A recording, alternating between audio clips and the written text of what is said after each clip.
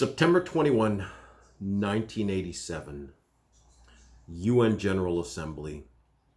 President Ronald Reagan said these words: "Cannot swords be turned to plowshares? Can we in all nations not live in peace? In our obsession with antagonisms of the moment, we often forget how much unites us as members of humanity. Perhaps we need some outside universal threat to make us recognize this common bond." He goes on to say, "I occasionally think how quickly our differences worldwide would vanish if we were facing an alien threat from outside this world. And yet I ask you, is not an alien force already among us? What could be more alien to the universal aspirations of our people than war and the threat of war?"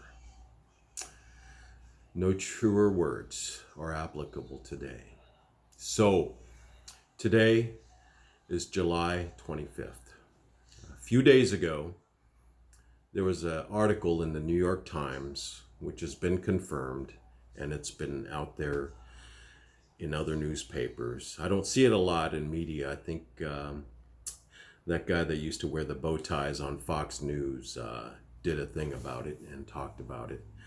And I'll link an article to the Baltimore Sun. But essentially the headline says, "No longer in the shadows, Pentagon's UFO unit will make some findings public." That simple headline is called disclosure. It truly means that we have made contact and it is been told to the world. Obviously, there's a lot of distractions out there in the world today, but I want people to understand what this truly means to us as humans and humanity on this planet. Now, I'm going to go a little deeper into this. There's going to be some articles I'm linking and also some other things that I'm going to link. I suggest you read it. This is not a 5-minute blurb thing that you can just click and go through. I'm telling you, click through these links, look at what's out there, and it has some really strong ramifications for humanity. Now, in this article, it quotes a gentleman named Eric W. Davis.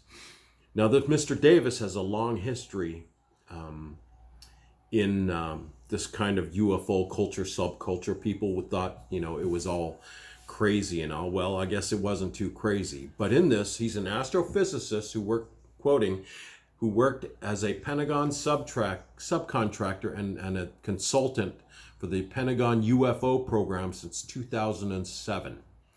Said that in some cases, examination of the materials had so far failed to determine their source and led him to conclude we couldn't make it ourselves.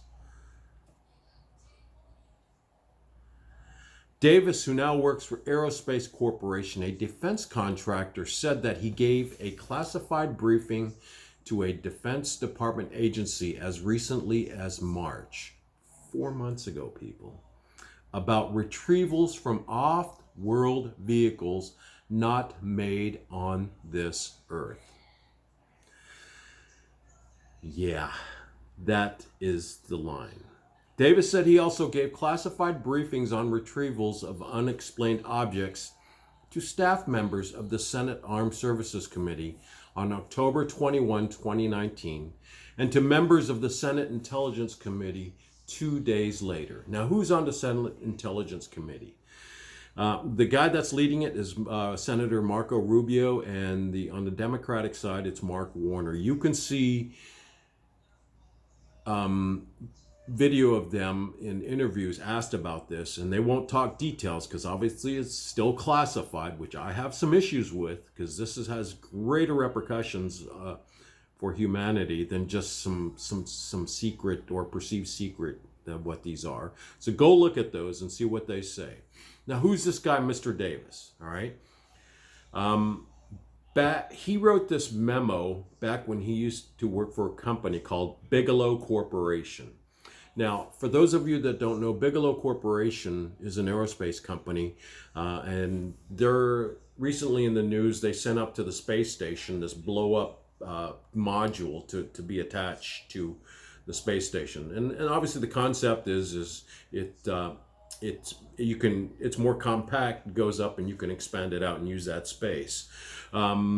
So at that time, also people don't know, there was a time in if you were a pilot and you saw something that you could not explain, in the FAA journal for pilots related to unknown things, it said to call an 800 number, and it went to Bigelow Aerospace Division, and they investigated all of those things. It's not there now. Nowadays, if you go look, it just says call MUFON or some UFO organization. So they kind of, so I don't know what the change was, but it was there, and you can actually Google that and find it.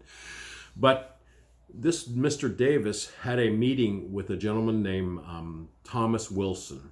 And Thomas Wilson was Vice Admiral, a 3-star admiral, and he was the director of the Defense Intelligence Agency. So as far as spooks and intel, that's as high as you go, short of, obviously you can become the chairman of the Joint Chiefs. But in the intelligence world, as far as direct oversight, that's as high as you go at the Department of Defense. Now, Admiral Wilson met with Eric Davis who was working for Bigelow Aerospace at the EG&G terminal in Las Vegas at the McCarran Airport. Now, those of you that don't know, if you've ever flown into Las Vegas, you may have noticed some airplanes out there, and they're Boeing 737s type of airplanes, and they're all white with red stripes down the side. And those are the airplanes that the U.S. government used to fly their employees from that pretty much lived in the Vegas metro area to sites like Area 51 or there's Tonopah Range, there's a whole bunch of other places, and that was their mode of transportation. Now, also interestingly, EG&G was a aerospace subcontractor, and there was a gentleman named Bob Lazar who had claimed to work at this site called S4, which is just south of Area 51, and of course, his claim was that the U.S. government, and specifically EG&G, had about 9 spacecraft that they were reverse engineering, and that his job was to work on the propulsion system. Now, obviously, this revelation of disclosure puts full insight that Mr. Bob Lazar was kind of telling the truth on this, and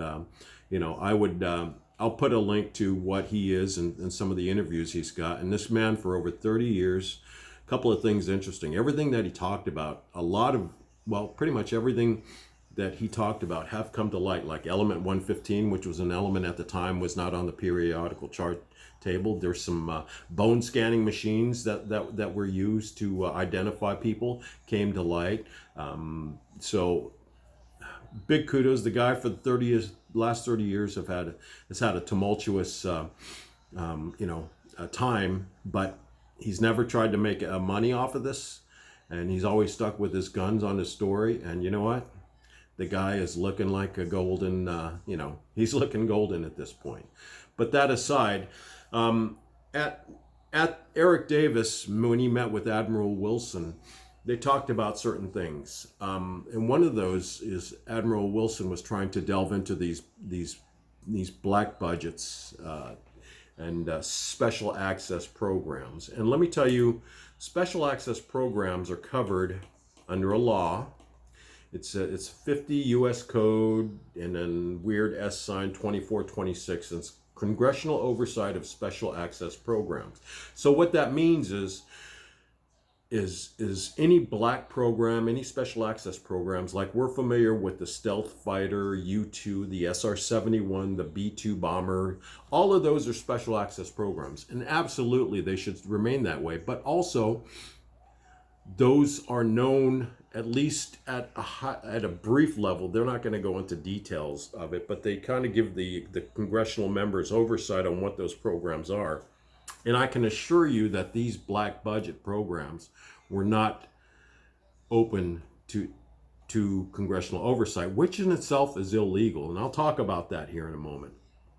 So with that being said, this admiral met with this Mr. Davis at the time, and kind of gave insight onto some of the things going on. And this admiral wanted access to some programs. And essentially, he was told, I guess he called up and wanted to be read in on some programs. And he was told, we know exactly, and he said, you know who I am? And they were like, we know exactly who you are. And you don't have, and have a nice day, and hung up on the guy. And he even met with some civilians that worked for some of these subcontractors, and they were kind of like gatekeepers or something.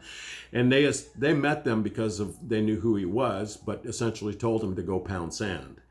So that's who Mr. Davis is. Now, I want to talk about the ramifications. At this point, the government can go pound sand. I don't trust them to be in control of this stuff. Or at least let's have someone else, academia, I don't know, in charge of this stuff and researching it. And here's some of the bigger, broader ramifications that I really want to talk about is, how long have we had this stuff? Is obviously there's more than one aircraft, because the quote is plural, crafts not of this earth. How many do we have? Are they all the same model? Are they different models? And most importantly, who drove these craft? Who flew them? Are the beings that flew these, are they alive? Do we have the bodies? Are they friendly? And these are huge questions. How many species? Is it one species or many of them? Are there ones that are friendly, or are they indifferent to us? It seems like, based on all these reportings of UFOs over, well, essentially millennia. I mean, there's images that we've carved into rocks and even in paintings that show something that looks like a UFO. Whole lot of questions. How long have they been on Earth? Have they been here since the beginning? Where does humanity fit in the big picture? Now, here's specifically two people on Earth. Religion. There's going to be some pushback from religion. There's going to be people that these are the devil, don't, and all that, But I have broader questions, about a higher being, God. Is there a God? This will have big ramifications on a long-term belief system, culturally. I'm pretty sure once we know that we're not the only game out there, it's going to bring us together in a good, positive way. I think in the short term, there'll be a lot of, I call it, again, the FUD factor, fear, uncertainty, and doubt. But this will bring humanity together. The pettiness between peoples and all that, it goes away. It will go away because, well, hopefully our thinking, our broader thinking, that we just can't be so self-absorbed about things that really don't matter, and hopefully people open up, read a little more, be critical thinkers. Science, the oil industry, if these things are not using oil or petrochemicals, it's going to have ramifications. I think there's an opportunity there. Let's find out how this happens, and once we start researching, we can, and we know it exists, and there's a way to use it. We'll learn quickly how to use it. Energy and technology, will have there will be a big impact. Maybe they don't believe like in it, and they're maybe their technology isn't better than ours overall. But it just may be a way, their propulsion systems are the differentiator for them. All questions that obviously at this point we don't have answers to.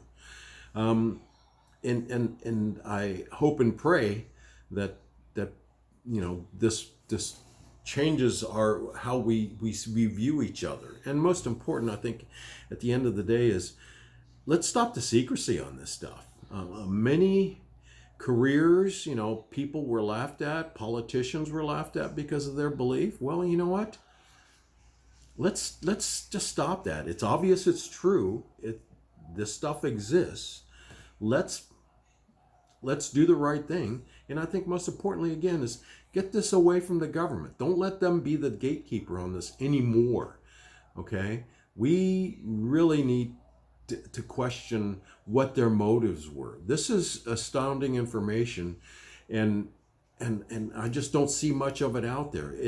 We need to start letting academia go in and start studying and for the betterment of humanity. And if there is truly a threat out there, let us at least know about it, and let us, pool our resources together to at least, mitigate that threat.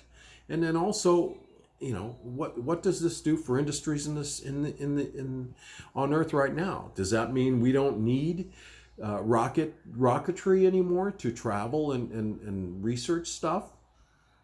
I probably so. If this is, well, yeah, yes, it will affect all of that. So I don't know where it's going to lead. Hopefully, it leads us all in the right direction. I have so many questions, and so many of the ramifications. But I'm an optimist. Okay, I am an optimist, even though I get pissed about shit. But I think this is going to be better for humans in a long time. And remember, at the end of the day, it's just treat people the way you want to be treated. That's all that matters. So mind-blowing news. Hopefully people realize this, and hopefully we do the right thing about it. And again, if you're not happy with the way things are, go out there and vote. Thank you.